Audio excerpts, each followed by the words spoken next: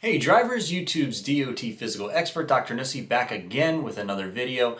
In this one we are going to do another drug testing video, and in this one I'm actually going to spell out how we, the sample collectors, the drug testers, are going to try to catch people cheating during their drug test.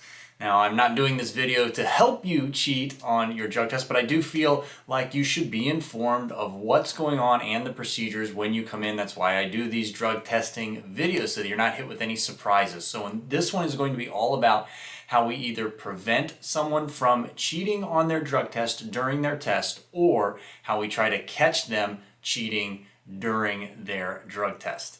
All right, and first I'd like to clear up a couple of the really common misconceptions that I hear a lot from people coming in to get their drug test in our clinic. And number one on that list is observation. Are we going to be watching you actually give your sample? Are we going to be in the bathroom with you? The answer to this is generally we are not. Now, there are times when direct observation testing is required. If we suspect you to be cheating, and that's the topic of this video, then that will trigger a direct observation, and there are some other circumstances where direct observation is warranted. But in general, when you go in to give your sample, when you're going to be drug tested, we are not going to be in the stall with you. We are not going to be watching you. So I hope that clears up that misconception. Number two on the list, a really big one that we hear all the time, is are you going to be strip searching us? Are you going to be making us take off all of our clothes and spin around and things like that? That is not going to happen. There is a process where we do check the items that you've brought with you. I'll go over those in just a second, but we're not going to be strip searching you, and we're not even going to be, a lot of people think we're going to be patting them down, like a police pat down to try to find contraband on you. We're not going to be doing that either. So those are the kind of the top three misconceptions that I hear all the time from people coming in and getting their test.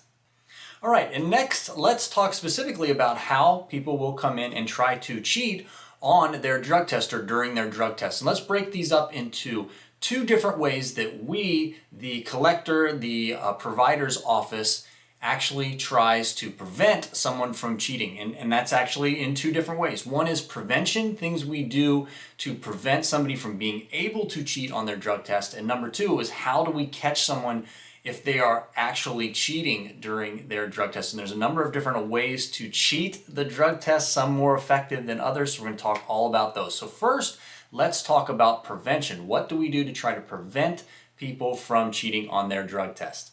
All right, so prevention is mainly dependent on how we set the office up.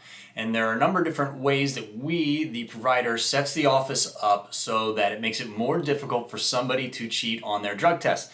And let's show you a couple examples here. Number one is we will generally either remove the handles from the sink if there's a sink in the bathroom that you are using, or we will tape them off. This prevents you from being able to use water to dilute your sample.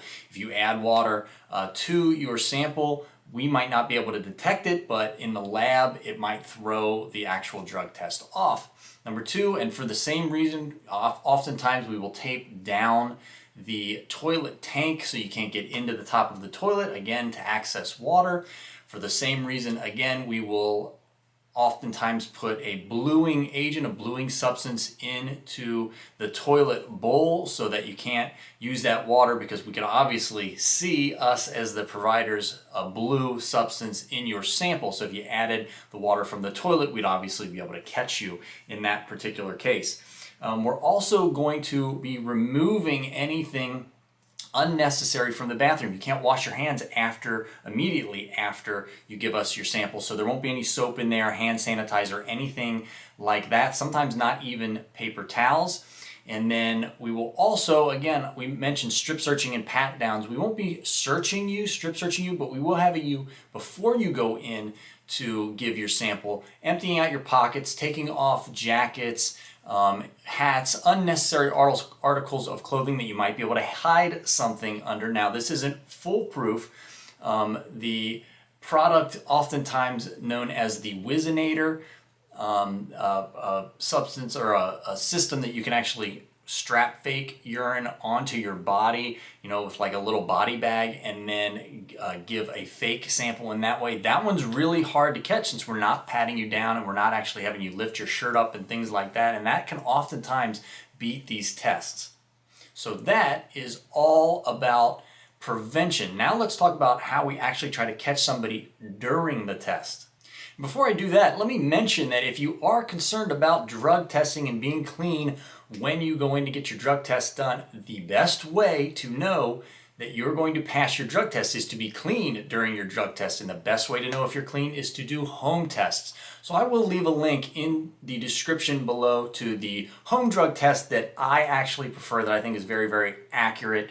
So check out that link in the description box below if you are interested in home drug testing. All right, so there are a number of different ways that we try to catch people cheating during their drug test. Number one on this list, again, this kind of goes into the checking your pockets, is we're going to look through your personal items like your wallet, and we're going to look to see if there's anything in there that you could use to alter the product or alter the sample. And if you have something that you could potentially use to alter the sample, we're going to take that from you and we're going to have you leave it there. Something like eye drops, perhaps, something like that would be something that we would have you leave in a separate room and not allow you to take in with you. We are going to make you wash your hands before you go in and give your sample. This is not an option. You have to do this because this will remove anything that you potentially are hiding under your fingernails to alter the sample again. And then we're going to not be in the stall with you, but depending on how the bathroom's set up, if it's just a normal bathroom, one toilet with a closed door, we will be right outside that door and we're actually listening to the door. Again, I mentioned the Whizzinator. This is a way to try to beat that, although again, it's a very difficult thing to beat. The Whizzinator, I'm using that term, but in general, just that pouch of urine that you can use, that you can strap onto your body and use instead of actually going to the bathroom into the container, that oftentimes can beat these exams. So we're listening at the door, trying to, and with our experience, we know what it sounds like when an actual stream hits that cup. So we're trying to listen. Is there anything that we're hearing that would trigger us to think that you're trying to beat the drug test? So that's one thing we do, is we're just listening at the door.